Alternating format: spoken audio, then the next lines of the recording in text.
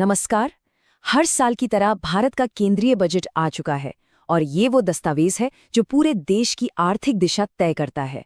तो चलिए आज 2026-27 के बजट की बड़ी-बड़ी बातों को एकदम आसान भाषा में समझते हैं।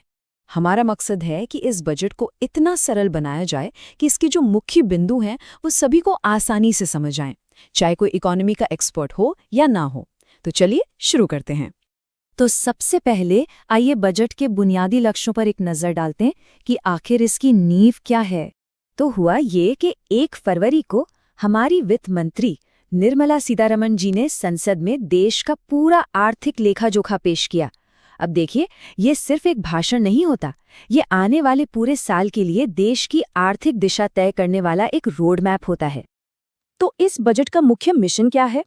इसे 3 बड़े लक्ष्यों पर फोकस किया गया है। अर्थव्यवस्था को रफ्तार देना, ज्यादा से ज्यादा रोजगार पैदा करना और आम लोगों की जिंदगी को बेहतर बनाना। मतलब बजट की हर बड़ी घोषणा इन्हीं 3 पिलर्स पर टिकी हुई है। चलिए अब उस हिस्से पर आते हैं जिसका हम सबको सबसे ज्यादा इंतजार रहता है कि भाई इस बजट का व्यक्तियों और परिवारों पर सीधा क्या असर पड़ेगा। और ये रही मध्यम वर्ग के लिए सबसे बड़ी खबर, 12 लाख रुपए। जी हाँ, नई टैक्स व्यवस्था के तहत अब इतनी सालाना आमदनी पर टैक्स में छूट दी गई है। इसका सीधा सा मतलब है कि नौकरी पेशा लोगों की जेब में अब पहले से ज्यादा पैसा बचेगा। लेकिन बात सिर्फ टैक्स राहत की नहीं है, बजट का फोकस हेल्थ और सोशल सिक्योरिटी पर भी है। मतलब जिला अस्पतालों की कैपेसिटी बढ़ाई जाएगी, नई स्वास्थ्य सुविधाएं शुरू होंगी और ये भी एक जरूरी कदम है, लड़कियों की पढ़ाई को बढ़ावा देने के लिए हर जिले में हॉस्टल बनाए जाएंगे। ठीक है, तो आम लोगों की बात होगी। अब जरा बड़ी पिक्चर देखते हैं। पूरे देश की अर्थव्यवस्था को गति देने के लिए क्या कदम उठाए जा रहे हैं। 12.2 लाख करोड़ रुपए, ये एक बहुत बड़ी रकम है ना? ये वो पैसा है जो सरकार सड़कों, रेलवे और बंदरगाहों जैसे बड़े इंफ्रास्ट्रक्चर प्रोजेक्ट्स पर खर्च करेगी। इसे कैपिटल एक्सपेंडिचर भी कहते हैं। और ये इसलिए जरूरी है क्योंकि जब सरकार इतना पैसा खर्च करती है तो इससे स्टील, सीमेंट जैसे कई उद्योगों को काम मिलता है और बड़े पैमाने पर रोजगार भी पैदा होता है। तो सवाल यह है कि ये पैसा जाएगा कहाँ? सरकार बेसिकली 2 मोर्चों पर एक साथ काम कर रही है। एक तरफ 7 नए हाई स्पीड रेल कॉरिडोर बनाए जाएंगे जिससे लोगों और सामान का आना जाना बहुत तेज हो जाएगा।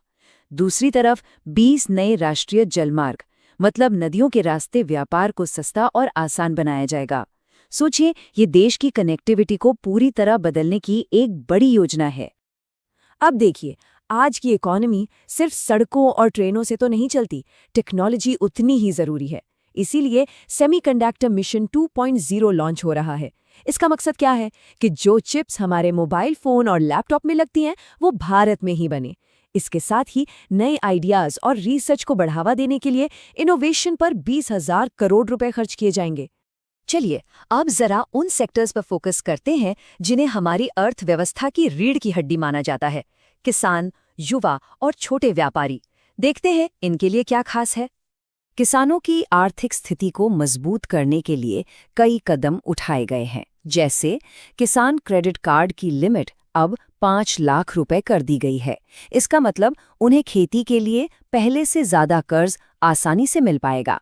साथ ही दालों के उत्पादन में आत्मनिर्भर बनने के लिए एक नया मिशन शुरू हो रहा है ताकि हमें दालें बाहर से ना मंगानी पड़ें।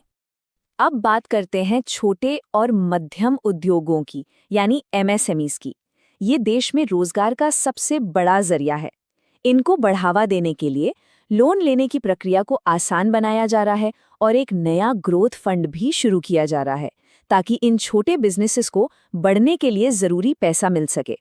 और देश का भविष्य यानी हमारी युवा, उनके लिए बजट का फोकस 2 चीजों पर है, ज्ञान और कौशल, मतलब नॉलेज एंड स्किल्स। स्कूलों में अटल टिंकरिंग लैब से लेकर IIT में रिसर्च के लिए 10,000 फेलोशिप्स तक। सरकार का लक्ष्य साफ है, युवाओं को फ्यूचर रेडी बनाना। तो इन सभी अनाउंसमेंट्स को अगर एक साथ जोड़कर देखें तो एक बड़ी तस्वीर सामने आती है। चलिए समझते हैं कि इस बजट का बड़ा लक्ष्य क्या है और ये भविष्य के लिए कैसी नींव रख रहा है। 4.3%, ये नंबर सुनने में थोड़ा टेक्निकल लग सकता है पर यह बहुत जरूरी है। ये है फिस्कल डेफिसिट का टारगेट, यानी सरकार अपनी कमाई से कितना ज्यादा खर्च कर रही है। इस घाटे को कम रखने का लक्ष्य ये दिखाता है कि सरकार फाइनेंशियल डिसिप्लिन बनाए रखना चाहती है, जिससे आगे चलकर महंगाई पर काबू पाने में मदद मिलती है। तो कुल मिलाकर बात यह है कि इस बजट का पूरा फोकस कुछ खास क्षेत्रों पर है।